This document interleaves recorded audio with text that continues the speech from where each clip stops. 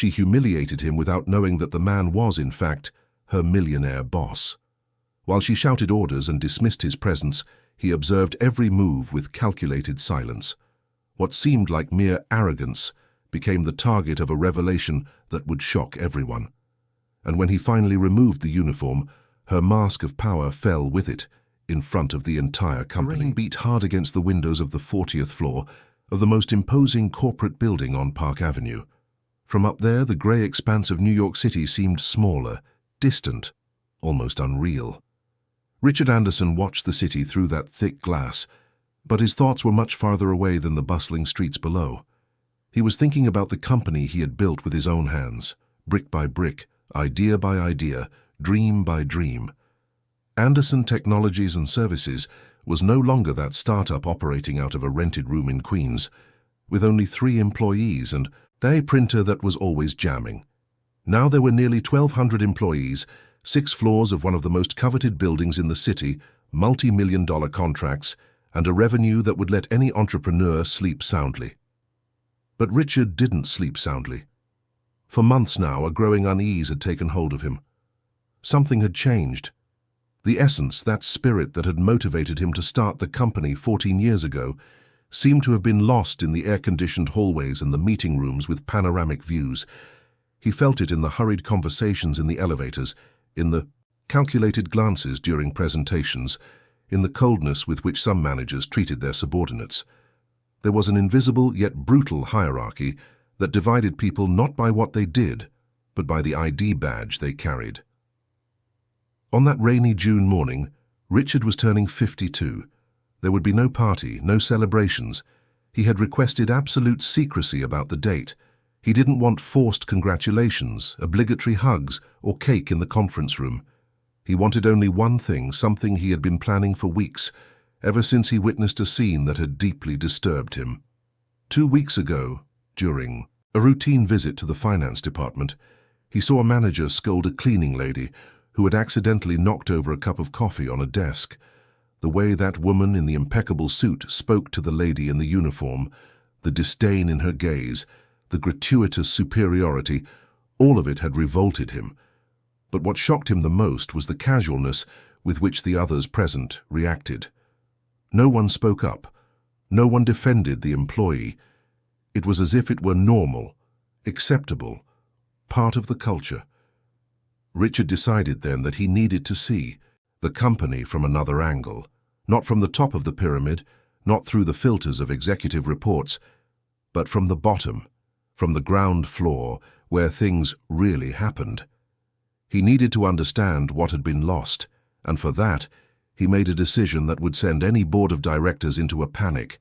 He would work incognito in his own company, disguised as a common employee. The idea seemed absurd, almost childish, but Richard was determined. He spoke only with Arthur, his partner and best friend since their college days. Arthur thought he was crazy, tried to dissuade him, argued about the risks, but eventually gave in when he realized Richard wouldn't change his mind. Together, they devised the plan. Richard would take an official leave of absence, claiming health problems that required rest and medical supervision. Arthur would publicly assume the role of interim president. Meanwhile, Richard would be registered in the system as Robert Smith, a new employee on the maintenance team hired through a third-party contractor that provided services to Anderson Technologies. And so it was that on a cloudy Monday, Richard Anderson temporarily ceased to exist, and Robert Smith began to walk the halls of the very empire he had built. He wore a simple navy blue uniform with his name embroidered on the pocket. He put on a worn-out cap, scuffed sneakers, and an old backpack. He looked at himself in the mirror of the men's locker room on the ground floor and almost didn't recognize himself. The man who wore custom-made Italian suits now looked like just another anonymous worker, invisible to the eyes of most. The first day was revealing in ways Richard had never imagined. As soon as he arrived around 7 in the morning, he was briefed on his duties by the supervisor of the contracted team, a short, expansive man named Mr. Morris. He would perform preventive maintenance on the air conditioning systems, change light bulbs, and fix minor electrical and plumbing problems. Nothing too complex, but essential work for the building's operation. Richard, or rather Robert, was assigned to start on the 12th floor, where the Human Resources Department and part of the administrative area were located. Carrying his toolbox and following Mr. Morris's instructions, he went up in the service elevator. Right there, he noticed the difference. The elevator was old, cramped, without mirrors, without the ambient music that played in the main elevators. It was a functional space devoid of any comfort. When he reached the 12th floor, he walked down the hallway toward the room where he needed to check a problem with the thermostat. It was at that moment that everything changed. As he passed one of the smaller meeting rooms, he accidentally pushed the door, which was only ajar. Inside, there was a woman of about 40, with black hair pulled back in a flawless bun, a perfectly tailored grey suit, discreetly framed glasses, and a posture that radiated authority. She was on the phone, but when she saw Robert standing at the entrance, she hung up abruptly. The look she gave him was like a sharp blade, cold, cutting, laden with disapproval. Richard felt the impact of that gaze even before she opened her mouth. "You shouldn't be in here," she said, her voice firm and controlled, but carrying an unmistakable harshness. "Who authorized your entry into this room?" Richard, still processing the situation, answered with the most humble voice he could feign. "I'm sorry, ma'am, I'm from maintenance. I needed to check the thermostat. I received the order from my supervisor." She rose from her chair with precise movements, like someone accustomed to being obeyed without question. "I don't care what order you received. This room is reserved for an important meeting in 15 minutes. You should have checked before entering. You should have knocked. You should have waited for authorization. Do you think you can just barge into any space you please?" Richard felt the humiliation rise like a hot wave up his neck. He, who ran this company, who signed million-dollar checks, was being treated like an incompetent because of a uniform. But this was exactly what he wanted to find out, wasn't it? How people treated those they considered inferior. "I apologize, ma'am," he repeated, this time with an even more submissive tone. "I'll check with my supervisor and come back at another time." She crossed her arms, her gaze still fixed on him. "What's your name?" "Robert. Robert Smith." "Well, Robert Smith, I suggest you learn to knock on doors before entering, and to respect the company's spaces. Now please, leave."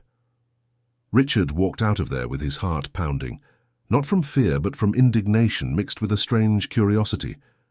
Who was that woman?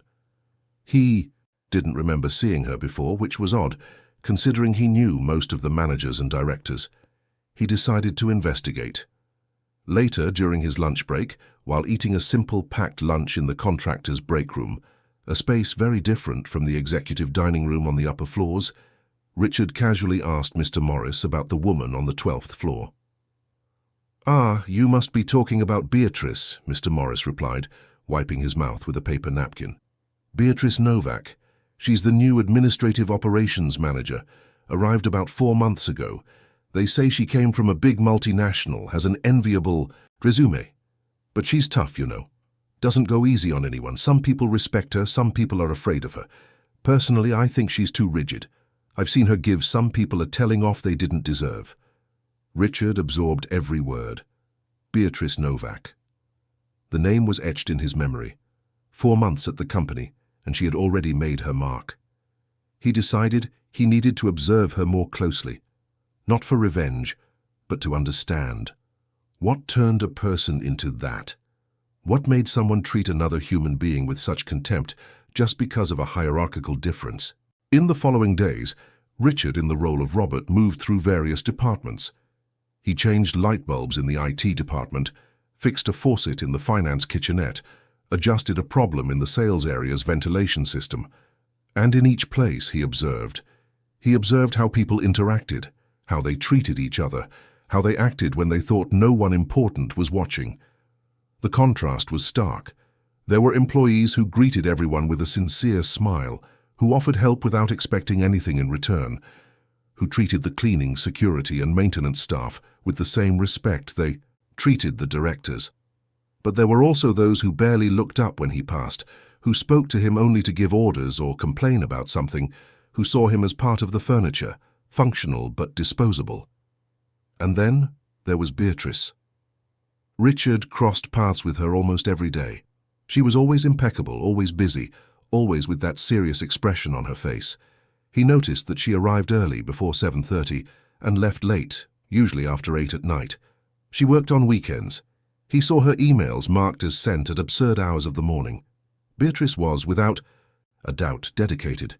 But she was also feared. Richard heard the whispered comments in the hallways. She was demanding, impatient, intolerant of mistakes. She didn't accept excuses. She didn't give second chances. You either did it right the first time, or you faced her wrath. But something began to intrigue Richard. Amidst all that rigidity, he caught small gestures that didn't fit the image Beatrice projected. Once he saw her discreetly leave an envelope on the desk of an intern who had mentioned she was having financial difficulties. On another occasion, he witnessed her staying late to help a junior analyst who was desperate to finish a report he couldn't get right. She wasn't gentle, she wasn't warm, but she was efficient and present. And there was that moment, which Richard would never forget, when he saw her standing by the hallway window, looking out at the city below with an expression so sad, so lost that he almost felt the urge to approach her and ask if she was okay. But he didn't. At that moment, he was just Robert, the maintenance man, and she would never accept solace from someone like him. Richard began to wonder about this woman's story. What had made her so hard? What wounds did she carry hidden behind that armor of efficiency and coldness?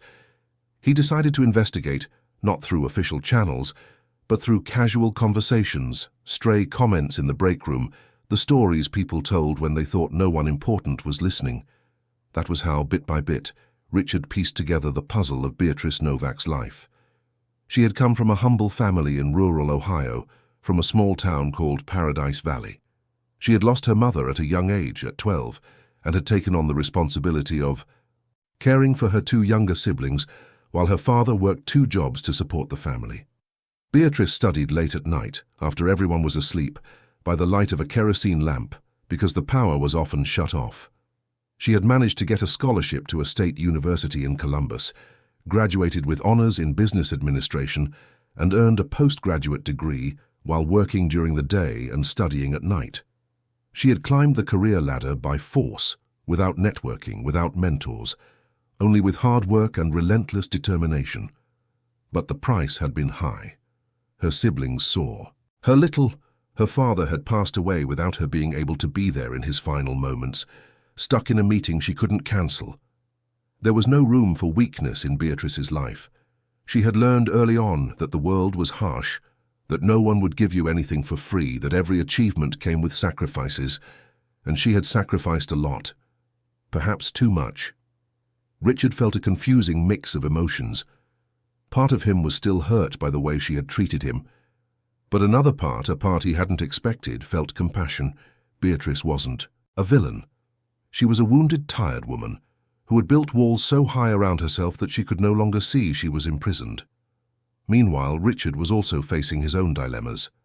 Living as Robert was proving to be more difficult than he had imagined. Not because of the simplicity of the tasks, but because of the loneliness. He realized how much he had distanced himself from ordinary people, how much his life at the top had isolated him. As Robert, he talked to all sorts of people. Mr. Morris, who told hilarious stories about his years working in different companies. Mrs. Irene from the cleaning staff, who had a simple but profound wisdom about life. Julian, the night security guard, who was studying law at night and dreamed of becoming a lawyer. These people, invisible to most executives, had rich stories, legitimate dreams, daily struggles that deserved respect. Richard began to question how much he himself had contributed to creating that culture of inequality and disrespect. By climbing so high, by distancing himself so much, had he stopped seeing what was essential? Was he in some way also responsible for what the company had become?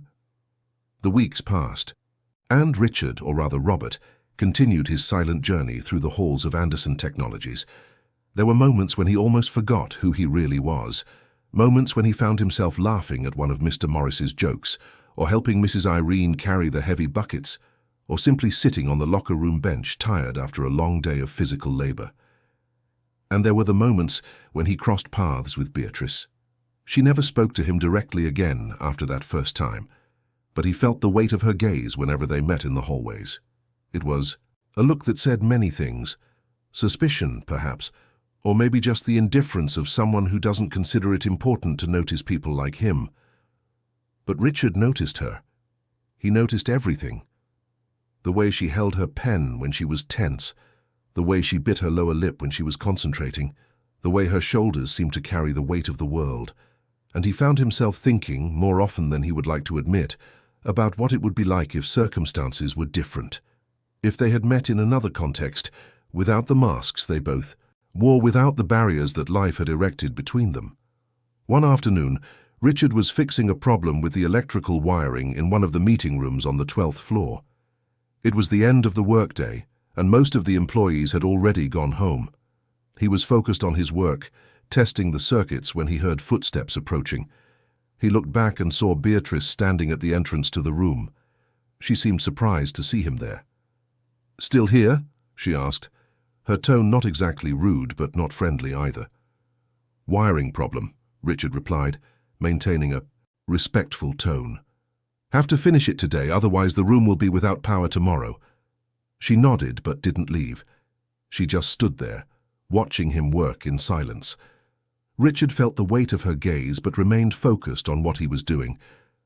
After a few minutes she spoke again. "You're different from the others."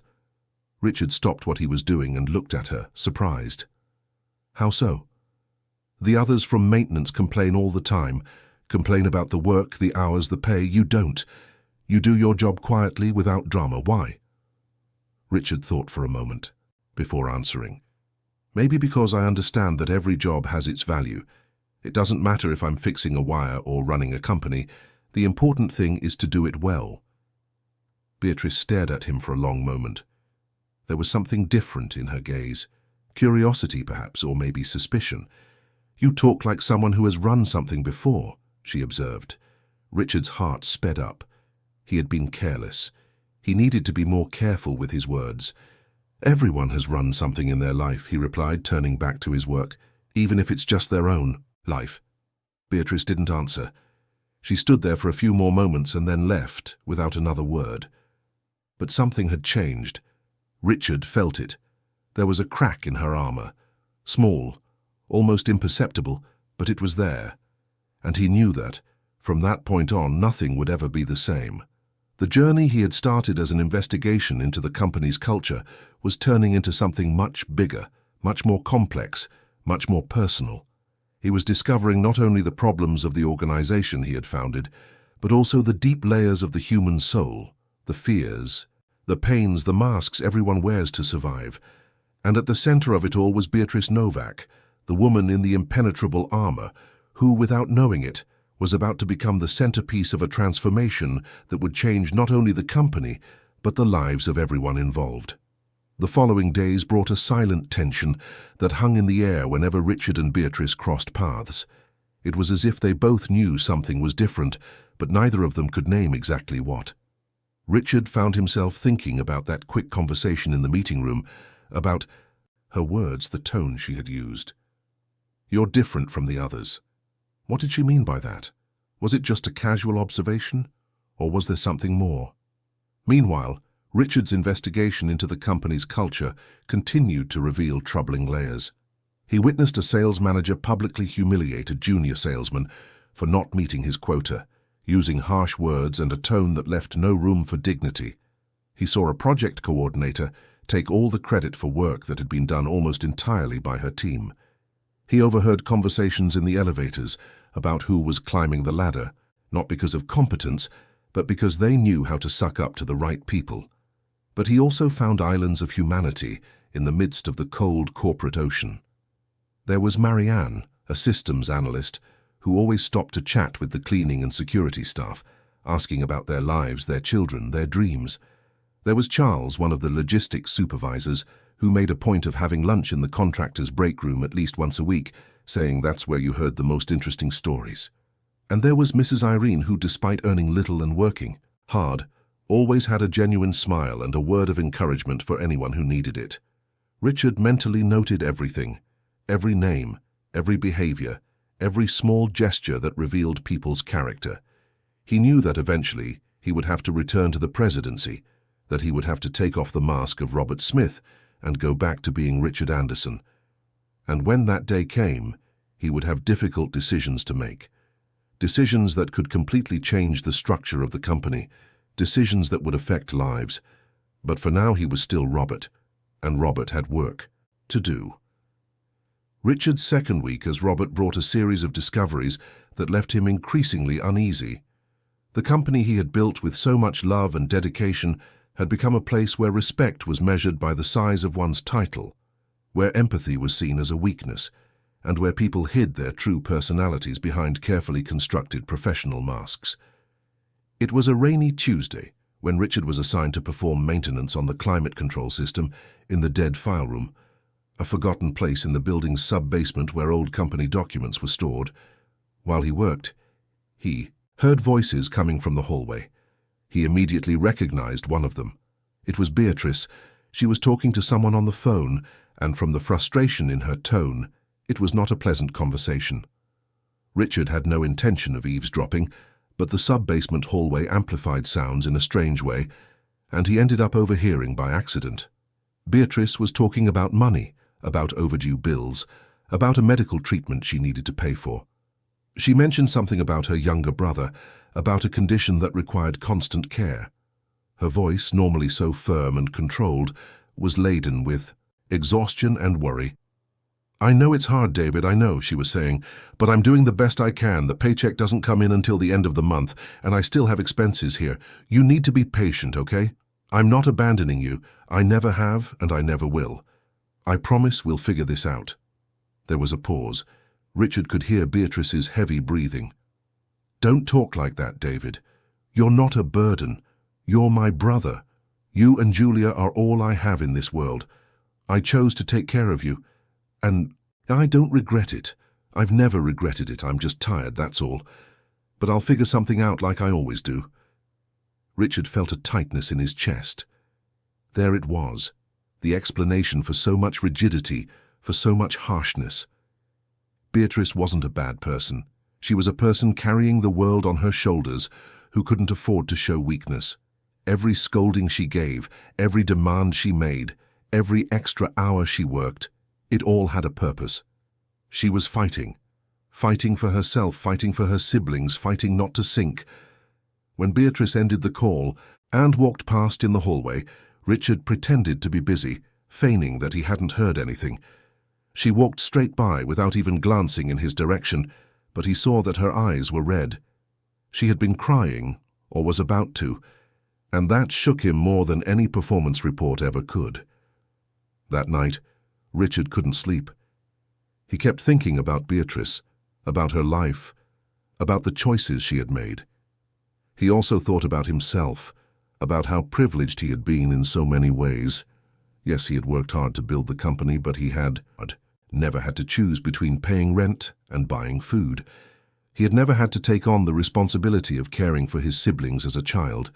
He had never had to build such high walls to protect himself. And then Richard made a decision. He didn't just want to investigate the company's culture. He wanted to understand the people. He wanted to understand Beatrice, and somehow he wanted to help her, even if she didn't know it was him who was helping. In the following days, Richard began to observe Beatrice with new eyes. And the more he observed, the more he saw beyond the facade. He saw her discreetly pay for lunch for an intern who had forgotten his wallet. He saw her stay late to help an analyst who was struggling with a complex project. He saw her take the blame for a mistake that wasn't hers, just to protect a junior employee who could have been fired. Beatrice wasn't bad. She was human, deeply, intensely human, but she had forgotten to let it show, or perhaps she had never been allowed to. It was then that the incident that would change everything happened. A typical Thursday, around 3 in the afternoon. Richard was on the 8th floor, changing a burnt-out light bulb in the main hallway, when he heard a scream, followed by the sound of something falling, and then running. He dropped everything and ran toward the noise. A small crowd was forming at the entrance to the break room. When he managed to push through the people, he saw the scene. Gabriel, a 19-year-old intern who worked in the finance department, was on the floor, clutching his arm and groaning in pain. Next to him, a tall stepladder had toppled over. On the floor, shards of glass and spilled water. "What happened?" Robert asked, kneeling beside the young man. "He climbed the ladder to get a box from the top of the cabinet," one of the employees explained, visibly nervous. "The box was too heavy. He lost his balance, the ladder tipped, and he fell hard." Gabriel was pale, sweating coldly. Richard saw immediately that the young man's arm was in an unnatural position, probably broken. "My God," he whispered. "Has anyone called for help?" "I've already called an ambulance," another employee replied. It was at that moment that Beatrice arrived. She pushed her way, through the people with authority, her face tense. When she saw Gabriel on the floor, something in her expression changed. The mask of rigidity fell for an instant, revealing genuine concern. "Gabriel, can you hear me?" she asked, kneeling beside the young man. "I can, Ms. Novak," the boy answered, his voice trembling. "I'm sorry, I know I messed up. I shouldn't have tried to get that box by myself. I just wanted to help. You always say we have to be proactive, and I thought—" "Shh, Gabriel, don't talk now, save your energy. The ambulance is on its way. You're going to be okay." "But it was my fault," the boy insisted, and Richard saw tears streaming down his face. "I always do everything wrong. You're going to fire me, I know it. My mom will be so disappointed. I promised I'd try hard, that I'd be good at this internship, and now—" Beatrice placed a hand on his shoulder with a gentleness that surprised everyone. "You're not going to be fired, Gabriel. Accidents happen. The important thing now is to take care of you." Richard watched the scene with a mixture of surprise and admiration. Here was a side of Beatrice he hadn't seen yet. A maternal, protective, genuinely concerned side. When the ambulance arrived and the paramedics began to tend to Gabriel, Beatrice stayed by his side the whole time, holding his hand, calming him. After Gabriel was taken to the hospital, Beatrice stood in the hallway looking at the spot where he had been. The other people went back to their desks, but she remained there, visibly shaken. Richard, who had stayed to help clean up the broken glass, finished the job and was about to leave when he heard her voice. "Robert," he turned, surprised. It was the first time she had called him by his name since that first conversation in the meeting room. "Yes, Ms. Novak." She hesitated for a moment, as if struggling to find the right words. "Thank you for staying there with him until the ambulance arrived. You didn't have to. It wasn't part of your job." Richard shrugged. "He's just a kid. He was scared. Anyone would have stayed." "That's not true," she replied, with a bitter tone. "Most people here would have gone back to their desks and pretended nothing happened. People are good at pretending they don't. See others suffering when it's not convenient for them." There was a deep pain in those words, an old ingrained pain. Richard felt the urge to say something comforting, but he didn't know what. So he just nodded. "I think we all pretend sometimes," he said, choosing his words carefully. "We pretend to be stronger than we are. We pretend not to care. We pretend to be okay when we're not. It's easier to wear a mask than to show who we really are." Beatrice stared at him with an intensity that made him tremble inside. It was as if she were trying to decipher something in him, trying to understand who this maintenance man was, who spoke as if he knew exactly what she was feeling. "You're strange, Robert Smith," she said finally. "You don't fit in." Richard smiled faintly. "Maybe not fitting in is precisely what makes me useful." She didn't reply. She just continued to look at him for a few more seconds before turning and walking back to her office. But something had changed. Richard felt it. There was a bigger crack in her armor now, and as contradictory as it was, he felt bad for having contributed to it. Because he knew that when the truth came out, when she found out who he really was, that crack would turn into an abyss. In the days following the accident, Richard noticed a subtle but undeniable change in Beatrice. She remained demanding, she continued to maintain high standards, but there was a new softness in how she dealt with people. She observed more before reacting, she listened more before judging, she asked questions instead of simply giving orders. One afternoon, Richard saw her talking to one of the administrative assistants about an error in a report. Instead of reprimanding her publicly as she would have before, Beatrice called her in for a private conversation. When the employee left the office, she looked relieved and even grateful, not humiliated or afraid. Richard also noticed that Beatrice started frequenting the employee cafeteria more regularly. Before, she always ate at her desk or ordered delivery. Now she would get her tray and sit at a table, usually alone, but at least she was there, sharing the same space as the others. It was a small but significant gesture, but the most striking change happened on a Friday during a general meeting Beatrice held with her team. Richard was working in a nearby room and, although he couldn't see, he could hear through the ajar door. Beatrice was presenting the quarterly results, and instead of focusing only on the numbers, she took the time to publicly acknowledge the work of each team member. She mentioned names, gave specific examples, thanked them personally. There was emotion in her voice, something Richard had never heard before. When the meeting ended and people started to leave, Richard heard one employee comment to another, "Did you notice how different Beatrice is? I think that thing with Gabriel really affected her. She seems more human." "Yeah," the other agreed. "Thank goodness. I was starting to think she was a robot." Richard smiled to himself. No, Beatrice wasn't a robot. She never had been. She had just forgotten how to be human, because the world had taught her that being human was being weak, and she couldn't afford to be weak. But something was changing, and Richard knew he had a part in it, even if indirectly. His brief conversations with Beatrice, the exchanged glances, his silent presence in the hallways, all of it was doing something. It was reminding her that there was still room for compassion, for empathy, for humanity, even in a cold corporate environment. However, Richard was changing too. Living as Robert was transforming the way he saw the world and himself. He realized how distant he had become from people when he was at the top. How many meetings had he conducted without really looking into the eyes of those present?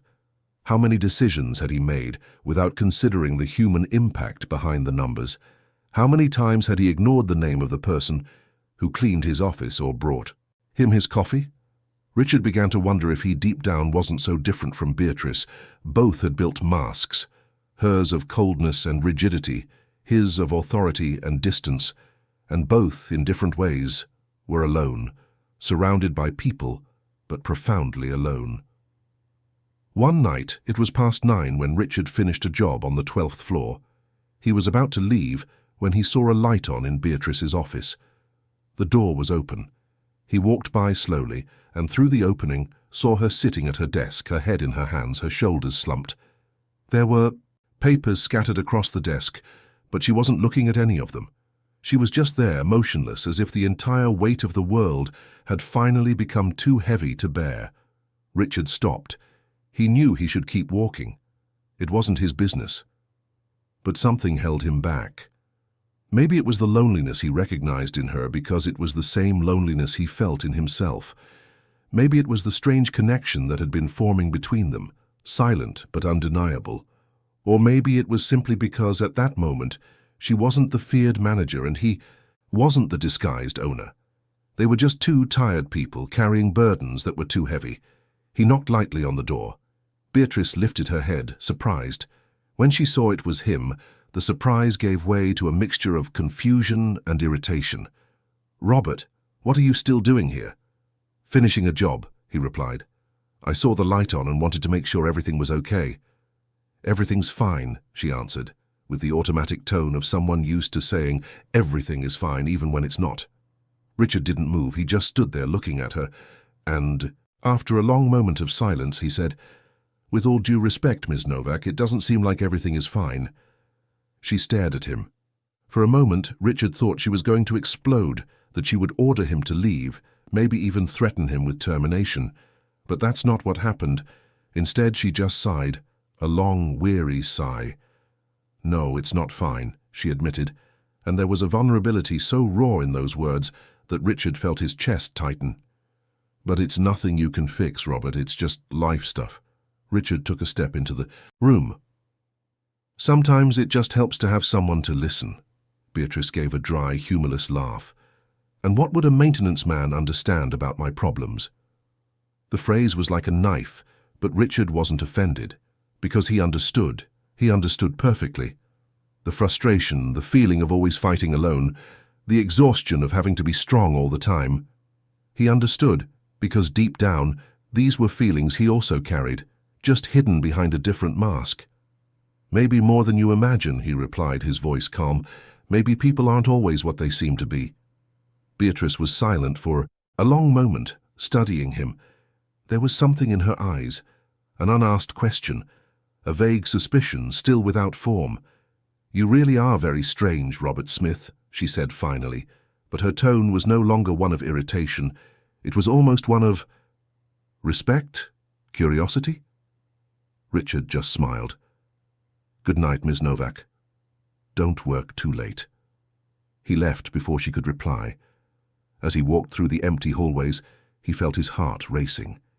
He had been careless. He had let too much show. He had spoken in a way a maintenance man probably wouldn't, but he couldn't bring himself to regret it. Because for a brief moment the masks had fallen, and in that moment of raw honesty he had felt a true connection with Beatrice, a connection that transcended titles, hierarchies, and disguises. But Richard also knew he was walking a dangerous tightrope. The longer he spent as Robert, the harder it became to maintain the facade, and the more complicated his feelings became. Because it was no longer just an investigation into the company's culture. It was no longer just a quest to understand what had been lost. It was about Beatrice, about understanding her, about seeing her, about something he wasn't ready to name. And most worryingly, he knew that at some point he would have to go back to being Richard Anderson. He would have to reveal the truth. And when that happened, Beatrice would feel betrayed, deceived, humiliated. Everything that was being built between them, however fragile and undefined, would be destroyed, and he had no idea how to prevent it, or if it was even possible. That night, Richard barely slept. His mind wouldn't stop. He thought about Beatrice, he thought about the company, he thought about the decisions he would have to make. And for the first time since he had begun this incognito journey, he wondered if it had been a good idea. Because knowing the truth wasn't always comforting. Sometimes the truth just complicated everything, and sometimes the truth changed you in ways you never imagined possible. The morning began with a clear, sunny sky, a rarity in New York during that time of year. Beatrice arrived at the company earlier than usual, around 6:30. She had an important presentation for the directors that morning and wanted to review everything one more time. There could be no mistakes, no flaws. Her reputation depended on it, and more than that, her quarterly bonus depended on it, a bonus she had already mentally allocated for David's treatment. She went up to her office on the 12th floor and turned on her computer. While waiting for the system to boot up, she decided to make some coffee. She grabbed her favorite mug, the one her younger sister Julia had given her for Christmas 3 years ago, with the embroidered phrase, "World's Best Sister." Beatrice smiled faintly at the phrase. Sometimes she wondered if she really deserved that title, if she was being the best sister possible, or if she was just surviving and dragging her siblings along with her. When she returned to her office with the steaming coffee, something caught her attention. On her desk was a folder of documents she didn't remember leaving there. Frowning, she approached and opened the folder. What she saw sent a chill down her spine. They were confidential documents from the top executives, strategic financial reports, expansion plans, market analyses that should only be in the hands of directors and the president. What was this doing on her desk? Beatrice sat down slowly, her heart racing. She picked up the first document and saw in the top right corner a small handwritten note. The handwriting was firm, decisive, and it said, "Review satisfaction rates, operational sectors." There were other similar notes on the other documents. Someone had been studying these reports carefully. But who? And how had these documents ended up on her desk? She racked her memory. The previous night, she had stayed late, as usual. She had left around 10. Robert, the maintenance man, was also still around, working on something in the hallway. She remembered passing him on her way out. Could it have been him? But it made no sense. Why would a maintenance man have access to confidential documents? And more importantly, why would he be interested in them? Beatrice put the documents in her locked desk drawer. She couldn't leave them exposed, but she also couldn't ignore what she had seen. Something was very wrong, and she needed to find out what. Throughout the morning, as she conducted the presentation for the directors, a part of her mind remained restless, always returning to that mysterious folder. When the meeting finally ended, and the directors congratulated her on the quality of her work, Beatrice could barely feel any satisfaction. Her head was elsewhere. Back in her office, she took out the folder again and examined the documents more closely. The notes were insightful, showing a deep understanding of business management. Whoever had written them was no amateur. It was someone who understood business, people, and organizational culture, and the observations were disturbingly accurate. Clear favoritism in manager promotions, satisfaction rates inversely proportional to hierarchy, loss of talent due to toxic environment. Those words echoed things Beatrice had also noticed, but had always pushed to the back of her mind. Yes, there were problems in the company. Yes, there were injustices, but she had always convinced herself that it wasn't her responsibility to fix everything, that her job was to focus on her area and do her best. But seeing it written so directly, so honestly, made it impossible to keep ignoring. Beatrice decided to investigate. She started subtly, asking casual questions. She spoke with the security team, asking if anything unusual had happened in recent days. She checked the access logs for restricted areas. She talked to some of the directors, trying to find out if anyone had lost important documents. But everything seemed normal. No one reported anything out of the ordinary. It was then that she began to notice small details that had previously gone unnoticed. Robert, the maintenance man, was always nearby. Not in an obvious or suspicious way, but he was there. Working, of course, always working, but his presence was constant. On the 12th floor, the 8th, the ground floor, the sub-basement. He moved throughout the entire company with a freedom that no other maintenance employee had. And there were other things. The way he spoke, the words he chose, the vocabulary he used. It wasn't the typical vocabulary of someone who works in maintenance. It was too refined, too careful. And his eyes. Beatrice began to notice that Robert's eyes were observant. He didn't just look, he saw. He saw things others didn't.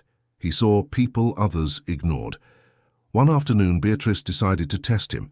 When she saw him in the hallway, she called him into her office on some pretext, saying there was a problem with the air conditioning. Robert came promptly, as always, with that calm politeness that characterized him. While he checked the unit, which was actually working perfectly, Beatrice watched him. "Have you been working in maintenance for long, Robert?" she asked, trying to sound casual. "A few years," he replied, without taking his eyes off the unit. "And before that? What did you do?" He hesitated for a fraction of a second. It was almost imperceptible, but Beatrice noticed. "Various things. I've worked in different fields." "Like what?" He finally turned to her, and Beatrice saw something in his eyes. A guard going up. "Nothing very interesting, Ms. Novak. Why the curiosity?" Beatrice shrugged, feigning disinterest. "Just making conversation. You seem different from the other maintenance guys. More cultured, perhaps." Robert smiled faintly. "Not everyone who wears a blue uniform is ignorant, Ms. Novak. Sometimes people surprise you when you give them a chance to get to know them." There was something in those words. A subliminal message. A gentle reminder that she, like others, had judged based on appearances. Beatrice felt her face grow warm. "You're right," she admitted. "And I'm sorry if I've ever treated you with disrespect." Robert stared at her for a long moment. "You're not a bad person, Ms. Novak, just scared." The sentence caught her completely off guard. "Scared? What do you mean?" "Scared of showing weakness. Scared that if you let your guard down, people will hurt you. Scared that if you show you care, they'll use it against you. I recognize it because I've been there." Beatrice felt tears sting her eyes, but she didn't let them fall. "You don't know me, Robert. You don't know anything about me." "I don't need to know your story to recognize the signs," he replied, with a gentleness that completely disarmed her. "I know because I've carried the same weight. And I learned the hard way that carrying it all alone doesn't make you strong. It just makes you lonely." There was a painful truth in those words, a truth that Beatrice wasn't ready to face. She stood up abruptly, turning her back to him. "Thank you for checking the air conditioner. You can go." Robert didn't move immediately. Beatrice felt his presence there, silent, respectful but present, and then he spoke, so softly she almost didn't hear. "Anytime you want to talk without the masks, I'll be around." When he left, Beatrice stood there, trembling slightly. That man saw her. He saw through her in a way no one else did, and that both scared and comforted her. But it also heightened her suspicions. Who was Robert Smith really, and what did he want? In the following days, Beatrice intensified her investigation. She asked the IT team to review the computer access logs. She asked HR for a complete copy of Robert Smith's file, and what she found was disturbing. His professional history was vague, generic, with no concrete details. The references were from companies she couldn't confirm actually existed. It was as if Robert Smith had appeared out of nowhere 4 weeks ago. Beatrice also started reviewing the security camera footage, and that's when she saw something that made her even more uneasy. In one of the recordings from 2 weeks ago, she saw Robert entering a room that should have been locked, the confidential archives room. He stayed there for almost an hour, and when he left, he was carrying something under his uniform. Beatrice's heart pounded. Could he be a corporate spy? Someone planted by a competitor to steal information? But if that were the case, why leave documents on her desk? Why draw attention to himself? Nothing made sense. She decided to confront him, but carefully. She couldn't. Accuse him directly without concrete proof. And something in her, something she couldn't explain, resisted the idea of exposing him. There was a connection between them, however strange and inexplicable. A connection she didn't want to break, even though she suspected he wasn't who he said he was. The opportunity arose on a Friday afternoon. Beatrice had stayed late, as usual, finishing reports and planning the week ahead. When she went down to the parking garage around 9 at night, she saw Robert leaving the building. He was walking with slow steps, his shoulders slumped, looking as tired as she felt. On an impulse, Beatrice called out to him, "Robert!" He turned, surprised. "Ms. Novak, still here?" She approached, clutching her purse tightly. "I could ask you the same thing." He smiled faintly. "Had to finish up some overdue work." There was a moment of awkward silence. Beatrice didn't quite know what to say. She had mentally rehearsed dozens of confrontations, but now, here in front of him, everything felt different, less black and white, less simple. "Robert," she began hesitantly, "can I ask you a personal question?" He looked at her with those penetrating eyes. "You can." "Why are you really here? In this company, I mean. What is your real objective?" Robert was silent for a long moment. Beatrice saw something cross his eyes. Conflict, hesitation, and then he sighed. "If I tell you the truth, you won't believe me. Try me." He looked around, making sure they were alone. Then he said, his voice thick with emotion, "I'm here because I lost my way. I built something big, something that was important to me. And when I stopped to look, I no longer recognized what it had become, so I decided to go back to the beginning. To see things from the bottom up. To understand where it all went wrong." Beatrice felt a shiver run down her spine. Those words were heavy with truth, but also with mystery. "You're speaking in metaphors, Robert." "I'm speaking from experience," he corrected. "We all lose our way sometimes, Beatrice. You have too, I see it in your eyes. You built this tough, impenetrable persona because you thought it was the only way to survive in a world that taught you kindness is weakness. But true strength lies in being vulnerable, in admitting you don't have to carry it all alone." Tears began to stream down Beatrice's face without her being able to control them. This man, this stranger who had appeared out of nowhere, was saying exactly what she needed to hear, but was afraid to accept. "I can't be weak," she whispered. "I have people who depend on me. I can't fail." "Taking care of yourself isn't failing," Robert replied, taking a step forward. "It's ensuring you have the strength to keep taking care of others. Beatrice, you're not a machine. You're human.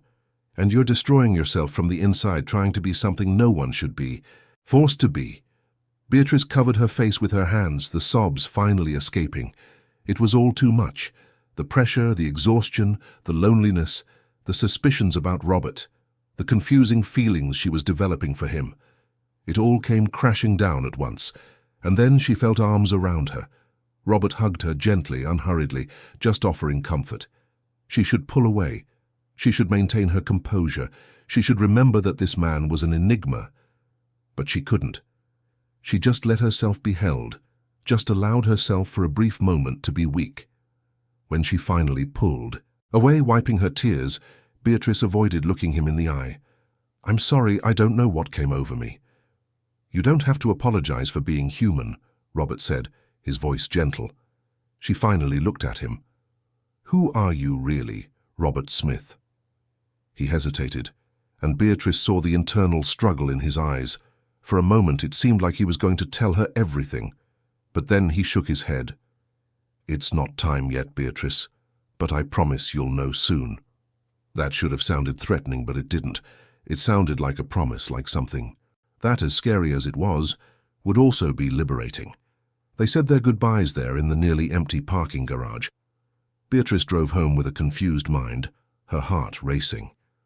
Part of her still suspected Robert, still thought there was something very wrong with the whole situation. But another part, a part that was growing ever larger, trusted him in a way she hadn't trusted anyone else in years. Over the weekend, Beatrice couldn't stop thinking about him. She mentally replayed every conversation, every exchanged glance, every word spoken, and the more she thought, the more convinced she became that Robert was no ordinary corporate spy. He was something different, something bigger. On Monday, when she returned to work, Beatrice was determined to uncover the truth. But before she could do anything, an unexpected announcement shook the entire company. An email had been sent to all employees at all hierarchical levels. The company president, Richard Anderson, who had been on leave for months for health reasons, would be returning that afternoon for an extraordinary all-hands meeting. Attendance was mandatory, no exceptions. The hallways erupted in speculation. What would the president announce? A restructuring, mass layoffs, a merger with another company? The theories were endless and, for the most part, pessimistic. Beatrice, however, had a different feeling. Something about that announcement made her uneasy in a way she couldn't explain. She looked at the clock. 3 hours until the meeting. 3 hours until she found out what was coming. She looked for Robert that morning but couldn't find him. Mr. Morris, the maintenance team supervisor, said that Robert had called in for a personal day. This only increased Beatrice's anxiety. Why today of all days? Was it a coincidence? At 3 in the afternoon, the company's main auditorium was packed. 1,200 employees from all levels waited in tense silence. Beatrice sat in one of the middle rows, her hands sweaty, her heart pounding. She didn't know why she was so nervous. After all, she had always done well in meetings with the president. She had always been praised for her performance, but there was something in the air, a tension, an expectation, that made her deeply uncomfortable. The doors at the back of the auditorium opened. An absolute silence fell over the room. And then he walked in. A man in an impeccable suit, with an elegant bearing and firm steps. President Richard Anderson. Beatrice had never seen him in person. He had been on leave since before she joined the company. She had seen photos, of course, but photos didn't do him justice. The man walking toward the stage radiated authority, confidence, presence. But there was something familiar about him, something Beatrice couldn't quite place. The way he moved, perhaps, or the set of his shoulders, or... And then the president stepped onto the stage, stood under the spotlights and removed the dark glasses he was wearing. Beatrice felt the floor disappear from under her feet. Those eyes. She knew those eyes. She knew that face, though it was different, more refined, but it was the same face. The same man she had humiliated on her first day. The same man she had watched, talked to, hugged in the parking garage. The same man who had seen through her in a way no one else had. Robert Smith. Robert Smith was Richard Anderson. The president was the maintenance man. And Beatrice understood in a painful flash of clarity that everything, absolutely everything, had been a game from the start. And she had been just a pawn in that game. The silence that filled the auditorium was so dense that Beatrice could hear her own heart beating wildly in her chest. Around her, employees whispered to each other, confused, trying to understand what was happening. But Beatrice couldn't take her eyes off the man on the stage. Richard Anderson, the president, the founder. Robert Smith, the maintenance man. The same person. Her entire body trembled. It was a confused mix of shock, humiliation, anger, and something deeper she couldn't name. All those conversations, all those moments, all those looks. He had known who she was the entire time. And she had opened up, had shown her vulnerabilities, had cried in his arms, and everything, absolutely everything, had been a lie. Richard began to speak, his firm voice echoing through the auditorium. "Good afternoon, everyone. I know my return is unexpected, and I know many of you are confused right now. I just ask for a few minutes of your attention. What I have to say is important." He paused, his gaze sweeping over the crowd. When it passed over Beatrice, she saw something in his eyes. Regret? A plea? But she looked away, unable to hold that connection. "4 months ago," Richard continued, "I made an unconventional decision. I decided to temporarily step away from the presidency and have a different experience. I took on a false identity and worked incognito in this company for the past 2 months as a member of the maintenance team. My name was Robert Smith." A collective murmur rippled through the auditorium. Some employees looked shocked, others confused. Beatrice saw Mr. Morris a few rows ahead, his mouth agape in disbelief. Mrs. Irene from the cleaning staff covered her mouth with her hands, her eyes wide. "I know this. Might seem like a cruel joke," Richard went on, "and I apologize if anyone feels deceived. But I had a purpose. When I founded this company 14 years ago, I had a vision. I wanted to create a place where people felt valued, respected, where every individual, regardless of their position, was treated with dignity. But I realized in recent years that this vision had been lost, that we had created a toxic hierarchy, where respect is measured by the title on your ID badge."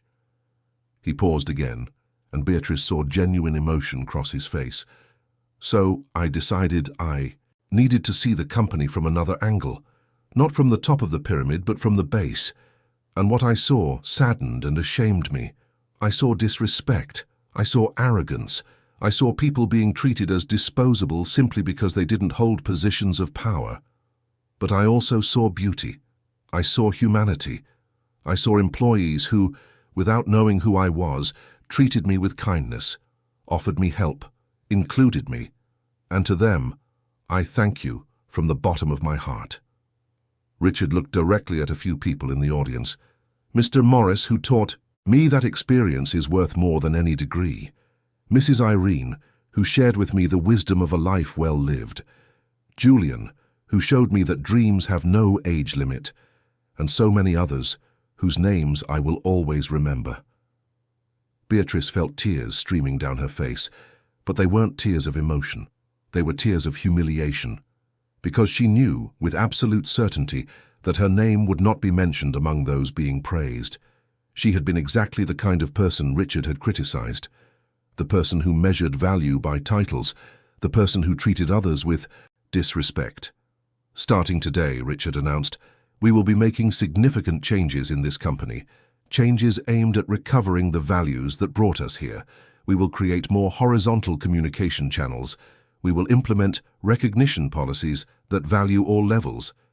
And most importantly, we will cultivate a culture where respect is not a privilege for some, but a right for all." He took a deep breath before continuing. "But external changes only work if they are accompanied by internal transformations. Therefore, I invite each of you to reflect on how you treat the people around you, on how your actions, however small they may seem, impact the lives of others. The true hierarchy is not measured by titles, but by character." The meeting ended with mixed applause. Some clapped enthusiastically, others hesitantly, still processing everything. Beatrice didn't clap. She sat motionless as the people around her stood up and began to leave. When the auditorium finally emptied, Beatrice remained there, alone in the vacant rows. She couldn't move. She couldn't think straight. All she could focus on was the burning humiliation that seared her from within. She had opened her heart to this man. She had trusted him. And it had all been a sham, an experiment. She was just a lab rat in a corporate research project. That's how Richard found her half an hour later, still sitting in the same chair, staring at the empty stage. He walked down the auditorium stairs slowly, as if afraid of startling her. When he reached her row, he stopped. "Beatrice," he began, his voice soft. She didn't answer, didn't look at him, just kept staring at the empty stage. "I know you must feel betrayed, deceived, and I don't expect you to forgive me, but I need you to know that everything we talked about, everything I shared with you was true. The only lie was my name and my job title. The rest was real." Beatrice finally looked at him, and Richard saw raw pain in her eyes. "Real?" she repeated, her voice trembling. "How can it be real when it was based on a lie from the very beginning? You watched me like I was an insect under a microscope. You studied me. You analyzed me.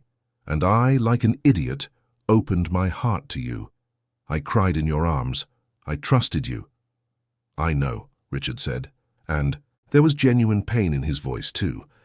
"And I'm so sorry, more than you can imagine, but Beatrice, I wasn't pretending when I said I saw you. When I said I understood your pain, I really did see you. I really did understand. Because I wear masks too. I also got lost trying to be strong all the time." She gave a dry, humorless laugh. "You're the president of one of the biggest companies in the country, Richard. Don't compare me to you. Our struggles are not the same." "You're right," he admitted. "Our struggles are different, but the loneliness is the same. The weight of carrying everything alone is the same. And the need to hide who we really are behind armor is the same." Beatrice shook her head, tears welling up again. "Why me? Why did you focus on me specifically?" Richard hesitated before answering. "Because you challenged me. From the very first day when you reprimanded me in that meeting room, you forced me to question everything. You made me see how much the company culture had changed. But the more I watched you, the more I saw beyond the rigidity. I saw the kind gestures you hid.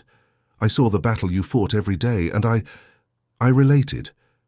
In ways I didn't expect." Beatrice stood up abruptly, turning her back to him. "No. Don't try to turn this into something beautiful. You used me. You manipulated me. And now you want me to believe there were genuine feelings involved. I'm not naive, Richard." "I never said you were," he replied, keeping his voice calm. "And you have every right to be furious with me. But I need you to know one thing before you go." He took an envelope from his inner jacket pocket and held it out to her. Beatrice looked at the envelope with suspicion. "What is this?" "It's the consequence of your actions, and also an opportunity." She took the envelope with trembling hands. Part of her expected a formal dismissal. It was what she deserved, wasn't it? She had treated the company president with disrespect. She had been arrogant, rude, insensitive. Anyone else in Richard's position would have fired her without a second thought. But when she opened the envelope and read the contents, she was confused. It wasn't a termination notice, it was a transfer proposal. She would lose her position as administrative operations manager, but she would be offered a new role. Executive assistant to the president with direct access to senior leadership, a salary equivalent to her current one, but with a fundamental change in the scope of her work. Instead of managing operations, she would work directly with Richard on cultural transformation projects, learning about organizational values and developing human-centered leadership. Beatrice read the document 3 times, unable to believe it. "I don't understand. Why are you offering me this?" Richard took a step forward. "Because I saw something in you, Beatrice. I saw someone who, despite building high walls around herself, still had empathy hidden beneath the armor. I saw someone who was transforming slowly, even before the reveal. Remember Gabriel? The accident? You could have given him a terrible scolding. You could have used it as an example to intimidate others, but you didn't. You prioritized care, you prioritized the human, and that showed me that you weren't the person you pretended to be, or at least, you weren't just that person." He paused before continuing. "This offer is not a disguised punishment, Beatrice. It's a genuine chance to start over, to learn, to grow, to become the leader I know you can be. A leader who combines competence with compassion, efficiency with empathy, but the decision is yours. If you'd rather leave, if you'd rather find another company, I will understand, and I will give you excellent references. Beatrice looked at the document in her hands, then at Richard, then back at the document. Her mind was a whirlwind of conflicting emotions. Part of her wanted to throw the paper in his face and walk out with her head held high. But another part, a deeper and more honest part, recognized that this was a rare opportunity, a chance to transform not just her career but herself. "If I accept," she said finally, her voice hesitant, "how are we supposed to work together? After everything that's happened, after all the lies, how do you expect me to trust you?" Richard nodded as if he had expected that question. "I don't expect you to trust me immediately. Trust is rebuilt with time and consistent actions. But I can promise you one thing. There will be no more lies between us, no more masks. We will work together transparently, honestly, and if at any point you feel it's not working, you can leave with no hard feelings." Beatrice was silent for a long moment. Then, finally, she nodded. "All right, I accept, but on one condition." "What is it?" "You treat me as an equal, not as a project, not as an experiment, as a partner, with genuine respect." Richard extended his hand. "Deal." Beatrice looked at his outstretched hand. Then, slowly, she shook it. It wasn't an ordinary handshake. It was an agreement, a new beginning, a pact that they would both truly try to be better versions of themselves. The first few months were difficult. Working directly with Richard was challenging in ways Beatrice hadn't anticipated. He was demanding, but in a different way than she was used to. He demanded reflection, self-awareness, vulnerability. Things she had spent years avoiding. There were days she wanted to quit, days she thought she had made a mistake by accepting the position. But whenever she thought about leaving, she remembered why she was there. To learn, to grow, to transform. Richard was learning too. Living as Robert had changed something fundamental in him. He could no longer see employees as numbers on a spreadsheet. He saw people, stories, struggles. And that completely changed how he made decisions.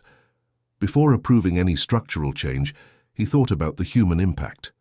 Before promoting someone, he investigated not only their technical competence, but also their character. Together, Richard and Beatrice created programs that revolutionized the culture at Anderson Technologies. They implemented listening circles, where employees of all levels could share their experiences without fear of retaliation.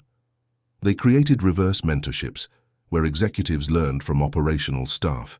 They established recognition policies that valued not only results, but also attitudes. And slowly, very slowly, the company began to change. It wasn't easy. There was resistance. Some managers and directors accustomed to the old way of doing things refused to adapt and eventually left, but others embraced the change. And new leaders emerged. Leaders who understood that true power comes from empowering others, not subjugating them. Beatrice changed too. The armor she had built over the years began to crack, and underneath it, a more authentic, more vulnerable, but also stronger woman emerged. She learned to ask for help when she needed it. She learned to celebrate victories without guilt. She learned that taking care of herself wasn't selfishness, but a necessity. And throughout this process, something unexpected happened. The relationship between Beatrice and Richard evolved. It began as a tense professional partnership, marked by distrust and hurt. But over time, as they worked together, as they got to know each other for real, without masks, without disguises, something deeper emerged. Genuine respect, mutual admiration, and eventually, love. It wasn't a fairy tale love. It was a love built on solid foundations of honesty, vulnerability, and hard work. It was a love that recognized each other's flaws and consciously chose to love them too. It was a love that didn't erase the past, but transformed it into fuel for a better future. 3 years after that extraordinary meeting in the auditorium, Anderson Technologies was a completely different company. It had been nationally recognized as one of the best places to work. Employee satisfaction rates had skyrocketed. Turnover had dropped dramatically. And surprisingly, productivity and profits had also increased. Because, as it turned out, when people feel valued, they give their best. It was in this context that the corporation's grand anniversary celebration took place, 17 years since its founding. The event was held in a large, elegant space, but the atmosphere was warm, almost familial. Employees from all levels were present, talking, laughing, celebrating together. Richard took the stage to give the opening speech. By his side was Beatrice, now not only his executive assistant, but his partner in business and in life. They had married 6 months earlier in a simple but deeply meaningful ceremony. "Good evening, everyone," Richard began, his voice thick with emotion. "Looking at this room, seeing all of you here, is an achievement that goes beyond any financial success we may have attained. Because the true success of a company is not measured in numbers, but in the lives that have been touched, in the people who have grown in a culture that has been built on true values."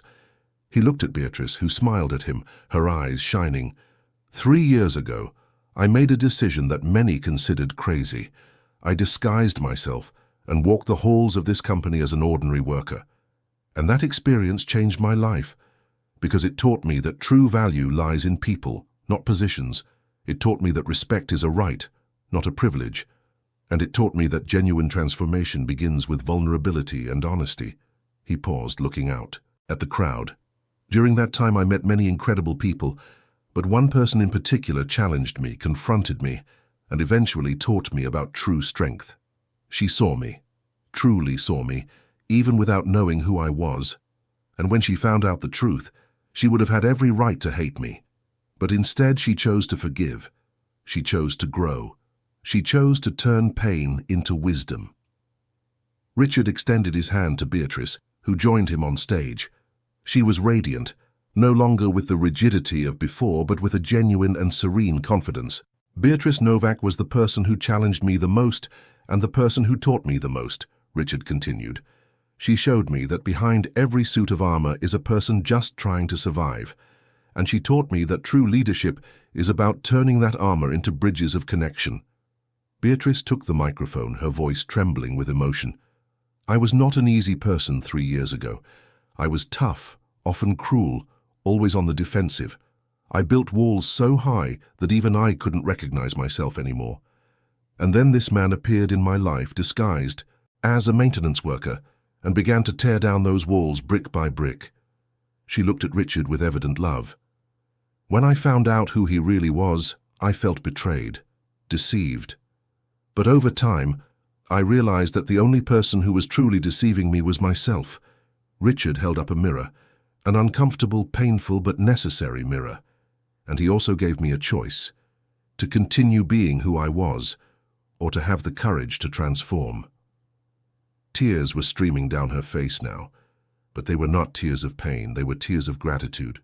"I chose to transform, and it was the best decision of my life, because I learned that true strength is not in never falling, but in having the courage to get back up.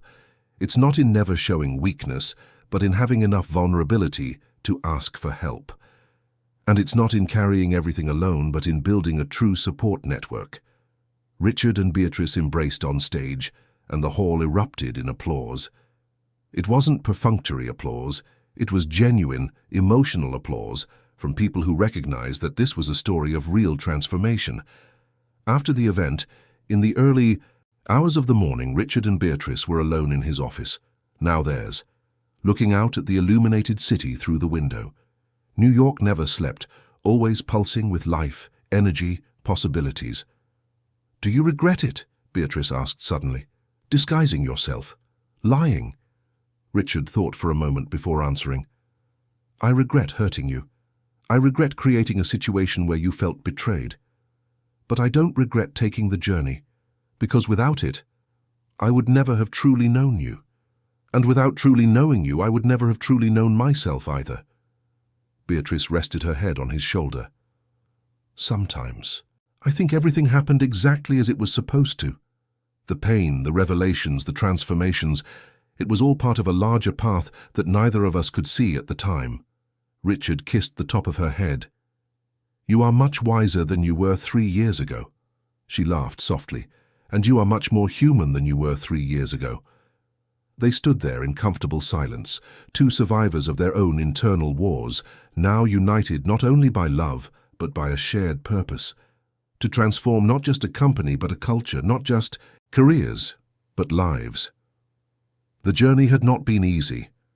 There were moments of pain, of doubt, of wanting to give up. But there were also moments of beauty, of connection, of genuine growth. And in the end, they both understood that the best transformations are the ones that hurt a little, that challenge you, that force you to confront versions of yourself you would rather ignore. Richard Anderson had started that journey wanting to understand what had been lost in his company. But he discovered much more than that. He discovered that what was lost was not just in the corporate culture, but within himself. Humanity, connection, vulnerability. It had all been buried under layers of authority and distance. And Beatrice Novak had started that journey just trying to survive, to carry the weight of the world alone, to protect herself behind an impenetrable armor. But she discovered that true strength was not in never breaking, but in having the courage to rebuild, that she didn't have to carry it all alone, that asking for help was not weakness. Together they proved that transformation is possible, that people can change, that companies can evolve, that culture can be rebuilt, and that sometimes the best stories are the ones that start with mistakes, pass through pain, and end in redemption. Because in the end, we are all just humans trying to do our best with the tools we have. And when we find someone who truly sees us, who genuinely challenges us, and who loves us completely, including our flaws, we discover that we are capable of so much more than we ever imagined. Richard and Beatrice looked out the window at the city that never slept, with its millions of stories, its millions of struggles, its millions of silent transformations, happening at every moment. And they knew with absolute certainty that they were just one more of those stories, but it was their story, unique, true, and infinitely valuable. And maybe, just maybe, by telling it, by living it with authenticity, they could inspire others to embark on their own journeys of transformation. Because in the end, that is what unites us all, the constant quest to be better, to connect more deeply, to live more authentically, to love more completely. And so, on a starlit night in New York, two wounded hearts that learned to heal together looked to the future with hope, because they had discovered that the greatest miracle is not in never falling, but in always having the courage to get back up, and that the greatest love is not the one that ignores flaws, but the one that embraces them and transforms them into something beautiful.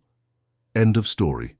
Dear listeners, we hope the story of Richard and Beatrice has touched your hearts. If you were moved by this journey of transformation, forgiveness, and new beginnings, please leave a like, subscribe to the channel, and tell us in the comments which moment resonated with you the most. Was it Richard's disguise, Beatrice's transformation, or that hug in the parking garage that changed everything? Every day we bring you intense stories like this one, which reveal the deepest side of the human soul, reminding us that we all deserve second chances, and that true love is built not on perfection, but on the acceptance of imperfections. We look forward to seeing you in the next episode with another story that will stir your emotions and make you reflect on life, love, and the importance of being true to ourselves and to others. Until next time, and may your own journeys be filled with the courage to transform.